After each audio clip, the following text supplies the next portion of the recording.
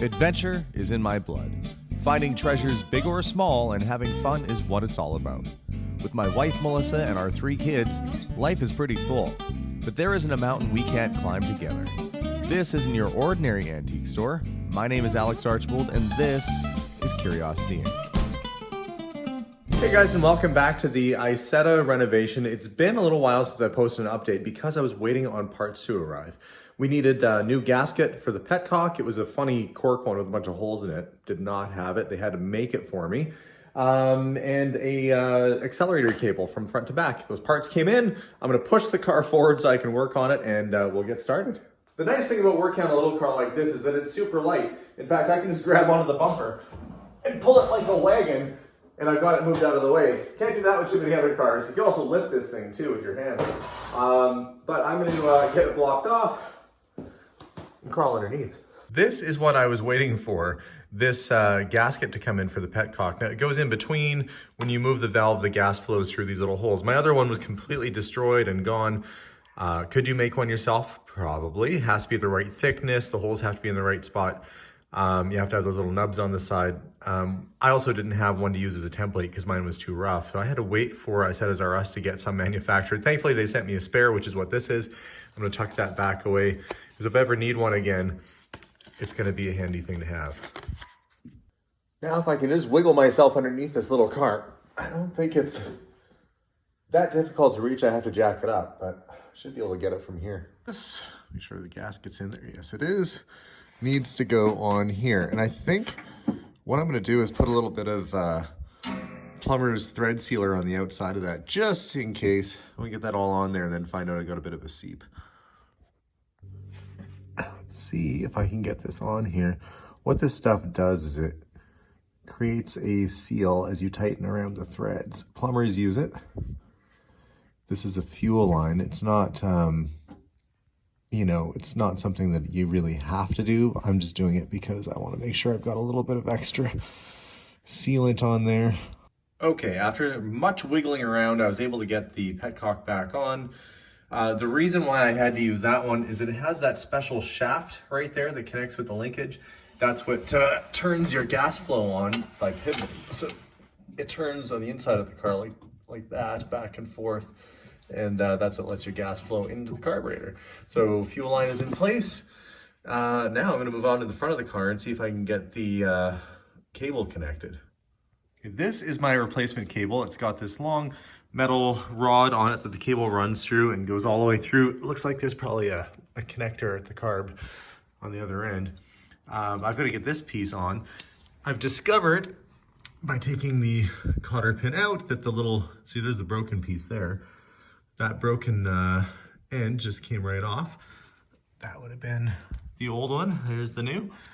Probably a good reason why it's not working. It snapped. Oh, I have to figure out now how to get the rod off. Just say it's not spacious under here, but this rod comes out. That's the one we're gonna be replacing. I can push that all the way out and back, put the new one in its place. It's actually thankfully fairly clean under here, so at least it's not a gross job. There's the old one. Okay, after much work, I was able to route the cable up and over and into the top of the carb. It's all hooked up. Now when I work the gas pedal, the carburetor lifts up and down. It's got a little piston in there. It lifts and raises and lowers. That is all hooked up. Now the test will be lowering this down and trying some gas in it and see if it leaks.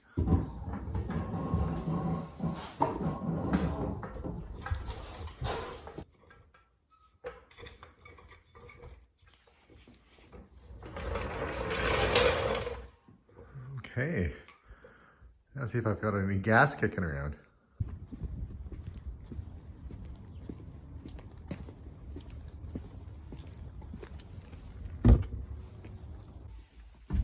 First, I've got to get the battery tightened up, make sure that's all snug and in place. Right now it's a little loose. There, now that's in. Time for the seat. There. And I'm told from the Isetta collectors out there that it's real unusual to find one of these with factory bucket seats. I guess more often than not they had a little bench seat in there. But that's how this one came. I've got factory little rails for it and everything's all set up. So I've got bucket seats in mine. And the other odd thing is I have no sunroof. I'd say like 99% of these things have sunroofs. This one, if it was added in later, they did a heck of a nice job because it's got this nice factory looking stamp, which although there's carpet, you can kind of see on the back there, it goes through on the inside. So it's a stamped piece of steel. It's not like a fiberglass edition. And normally these had a little Webasto sunroof, and that was in case you got in a crash. Either way, unusual or not, it's cool, and it allows me to put a little luggage rack on the roof, which looks really cute. But now the big test, seeing if it'll run. Okay, first tank of gas has been put in this car in, I don't know, 35 years, something like that. I am gonna crawl inside of this thing. It's not graceful. There's no great way to do it. It's kind of like climbing inside of a little cardboard box or something. Oh, there we go. Oh boy, nervous as heck. This car is certainly not roomy. I'm gonna have to rethink the ceiling height in here because my head is actually like touching the ceiling. I'm gonna try and start this thing for the first time, see if it actually will run. I had it sputtering once earlier this year. With any luck, we'll get it going. Here goes nothing. And my gas pedal should be working now.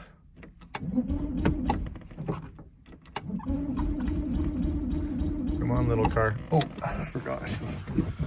I have to turn this on.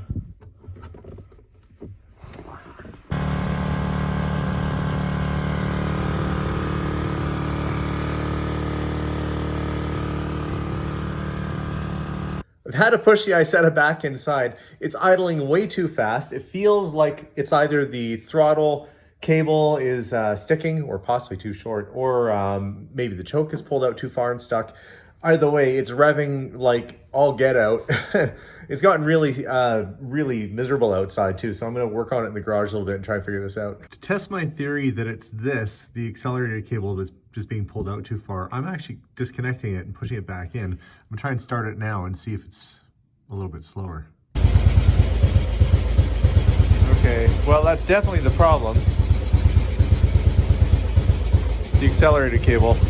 So this is the problem. The cable needs to rest basically right around there. What's happening is when I hook it up, it's like somebody's got the gas pedal pulled all the way open, so it's revving like crazy. Okay guys, I think I figured it out. One, my needle, which is that guy right there, my jet needle, was bent at the end, which could cause it to constrict when it puts the piston up and down. The other is that the cable was run so it was really constricted, which would be pulling on it, giving it more throttle. So those two things combined probably caused a lot of my grief. I'm going to put it back together, and with luck, this will now work. This has been like an all-day project trying to figure this out, so let's hope. I'm going to put the piston back in. That drops down like that. Like I was saying, this is basically a motorcycle carburetor. So if you've ever worked on a motorcycle car, this is pretty well exactly the same thing. German. And that little latch has to go in there just like so, and then this can screw on. There we go. Just about got it. A little backfiring. Okay, adjust the choke a little bit. We'll try that again.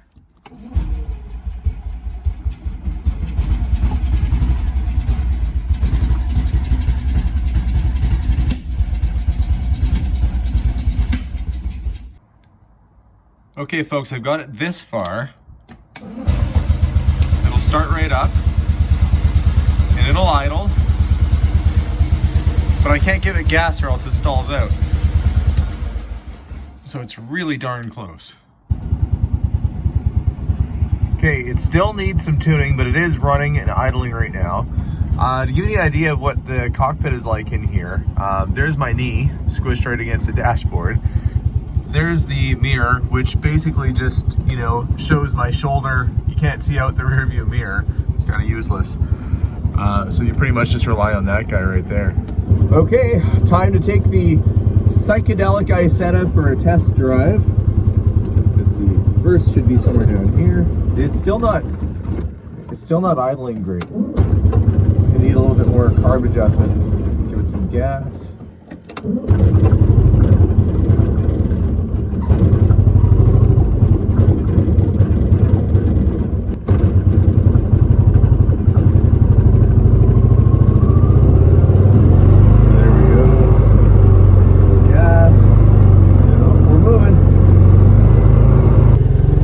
This is truly a ridiculous car.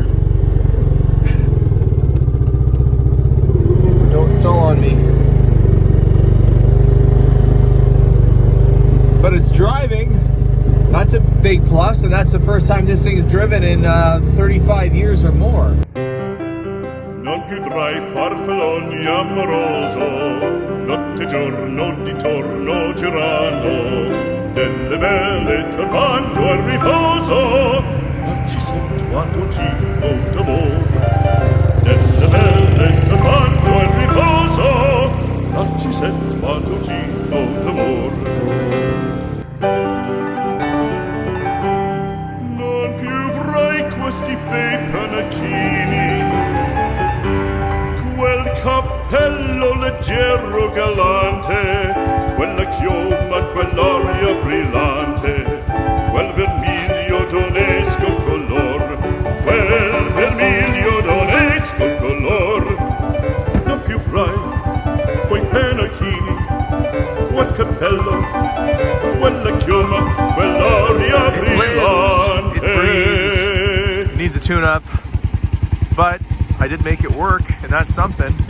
So funny, quirky, cute little car in pretty darn near perfect condition that hasn't run since the mid-1980s. And here it is, back alive. I'll probably have my friend Harry help me give it a tune-up because he knows Bing carburetors pretty well. So once that's all done, this thing will be good to go. So that's it. We got it running and driving, and just in time too, because we are starting to see snow any day now. It's going to be just piles of snow all over the place. So the little car is running just in time for me to park it over winter. But that said, I had a nice little discovery. The heater that's inside of this thing actually works pretty good. Somebody put an auxiliary heater in, so I was nice and toasty warm. I was driving up and down the street. But thanks so much for watching the adventure with the Isetta. I'm sure next summer when I have it out at car shows and stuff, there'll be much more to show and share. But what a cute little car, isn't it? And it seems right at home since it was made in England to be sitting next to its little Austin cousin right there. But the garage is filling up with cool stuff. I'm having fun, and I appreciate you guys watching the journey. We'll see y'all soon, and bye for now.